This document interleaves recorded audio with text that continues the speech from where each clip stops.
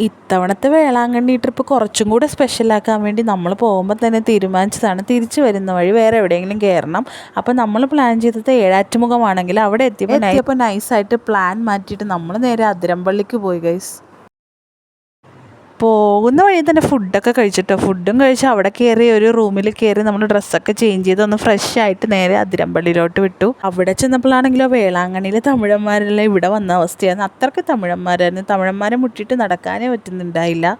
ഞാൻ പിന്നെ ഇറങ്ങാനുള്ള പ്ലാനിലൊന്നും അല്ല പോയത്. പക്ഷേ ഞാനൊരു എക്സ്ട്രാ ഡ്രസ്സ് എന്തായാലും കയ്യിൽ കരുതിയിട്ടുണ്ടായിരുന്നു. കാരണം നമ്മുടെ കുട്ടീസൊക്കെ ഉള്ളതല്ലേ, അവരിറങ്ങി തിരിച്ച് കയറുമ്പോൾ എൻ്റെ ഡ്രസ്സൊക്കെ നനഞ്ഞാലോ എന്നുള്ളത് കൊണ്ട് ഞാനും ഡ്രസ്സൊക്കെ എടുത്താണ് പോയത്. പിന്നെ അവിടെ ചെന്നപ്പോൾ എൻ്റെ മനസ്സൊന്ന് ചാഞ്ചാടി കേസ്. ഞാൻ വേഗം വെള്ളം കണ്ടപ്പോൾ തന്നെ ഞാൻ എല്ലാവരെയും മുമ്പ് ചാടി ഇറങ്ങി. പിന്നെ റൂത്തിൻ്റെ കാര്യം പറയാൻ വേണ്ട, റൂത്ത് വെള്ളം കണ്ടപ്പോൾ തന്നെ ചാടി ഇറങ്ങി. അവിടെ കിടന്ന് ആകെ അലമ്പായിരുന്നു.